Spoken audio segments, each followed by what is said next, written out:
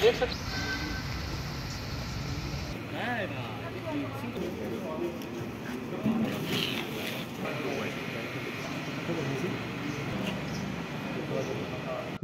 প্ৰধানমন্ত্ৰী নৰেন্দ্ৰ মোদী ডাঙৰীয়াৰ এটা ব্যতিক্ৰমী চিন্তা ইউনিটি মল একটা মল ইয়াৰ উদ্দেশ্য হ'ল সমগ্ৰ দেশৰ বিভিন্ন ৰাজ্যৰ যিসমূহ প্ৰডাক্ট আছে আৰু সংশ্লিষ্ট ৰাজ্যৰ বিভিন্ন জিলা অনুসৰি যিবিলাক প্ৰডাক্ট আছে সেই প্ৰডাক্টসমূহ এক বাণিজ্যিক সংযোগ স্থাপনৰ উদ্দেশ্যে যাতে আমাৰ উৎপাদনকাৰীসকল উপকৃত হয় তাৰ প্ৰতি লক্ষ্য ৰাখিয়ে এই ইউনিটি মল নিৰ্মাণৰ সিদ্ধান্ত গ্ৰহণ কৰিছিলে আৰু আমাৰ মাননীয় মুখ্যমন্ত্ৰী ডক্টৰ হিমন্ত বিশ্ব শৰ্মা ডাঙৰীয়াৰ বিশেষ তৎপৰতাৰ বাবে ভাৰত চৰকাৰে গ্ৰহণ কৰা এই অভিনৱ চিন্তাৰ কাৰ্যসূচী আমি অসমতো পাবৰ কাৰণে সক্ষম হৈছোঁ।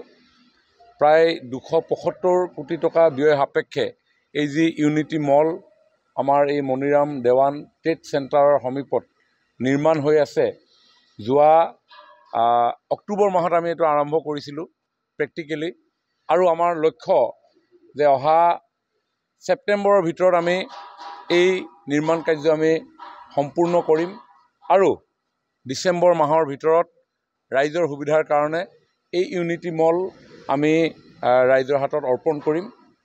ইউনিটি মল আপোনাৰ এটা বেছমেণ্ট আছে, গ্ৰাউণ্ড ফ্ল'ৰ আছে আৰু 4টা ফ্ল'ৰ আছে। প্ৰথম যিটো ফ্ল'ৰ এই ফ্ল'ৰটোত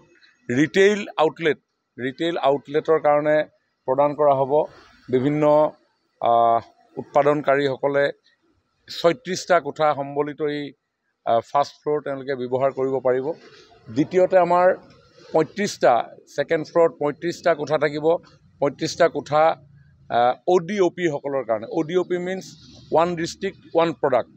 আমাৰ 35খন জিলা আছে আৰু 35খন জিলাৰে নিজ নিজ জিলাৰ একোটা নিৰ্ধাৰিত প্ৰডাক্ট তেখেতসকলে উৎপাদন কৰে আৰু আমাৰ বিভিন্ন জিলাৰ উৎপাদককাৰীসকলে এই 35টা কোঠাত নিজ নিজ জিলাৰ ষ্টল তেওঁলোকে লাভ কৰিব। তাৰপিছতে 36টা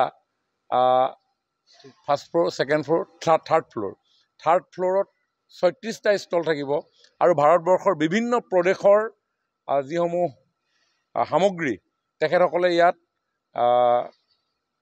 বিক্ৰীৰ বাবে তেখেতসকলে লৈ আনিব আৰু আমাৰ নৰ্থ ইষ্টৰ ৰাইজে আমাৰ ইয়াৰ পৰাই ভাৰতবৰ্ষৰ বিভিন্ন প্ৰান্তত প্ৰস্তুত হোৱা বিভিন্ন প্ৰডাক্ট তেওঁলোকে ইয়াৰ পৰা লাভ কৰিবলৈ সক্ষম হ'ব। আৰু যিটো অন্তিম যিটো ফ্ল'ৰ, 4th ফ্ল'ৰ, সেই 4th floor mainly food court হিচাপে ব্যৱহাৰ হ'ব আৰু অসমৰ লগতে নৰ্থ ইষ্টৰ লগতে ভাৰতবৰ্ষৰ বিভিন্ন থলুৱা যিসমূহ খাদ্য সেই খাদ্যসমূহৰো ইয়াতে সোৱাদ ল'ব পাৰিব।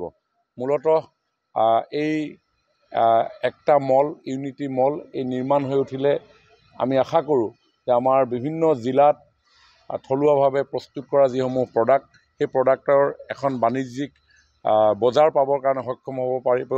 বিভিন্ন দেশ বিদেশৰ লোকসকলৰ লগত ব্যৱসায়ী সংযোগ স্থাপন হ'বলৈ সক্ষম হ'ব আৰু ভাৰতবৰ্ষৰো বিভিন্ন ৰাজ্যৰ প্ৰডাক্টসমূহ ইয়ালৈ আনিলে আমাৰ ৰাজ্যখনৰ লগতে উত্তৰ পূৰ্বাঞ্চলৰ বিভিন্ন ৰাজ্যৰো এখন বজাৰ পোৱাৰ উপৰিও ইণ্টাৰনেশ্যনেল মাৰ্কেটতো এটা ভাল বাণিজ্যিক সম্পৰ্ক স্থাপন কৰাৰ জৰিয়তে উৎপাদককাৰীসকল যথেষ্ট উপকৃত হ'ব।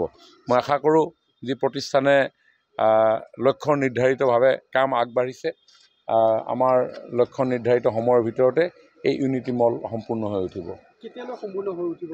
আমি আশা কৰিছোঁ ছেপ্টেম্বৰ মাহত সম্পূৰ্ণ হৈ উঠিব, কাৰণ অক্টোবৰত আৰম্ভ হৈছিলে।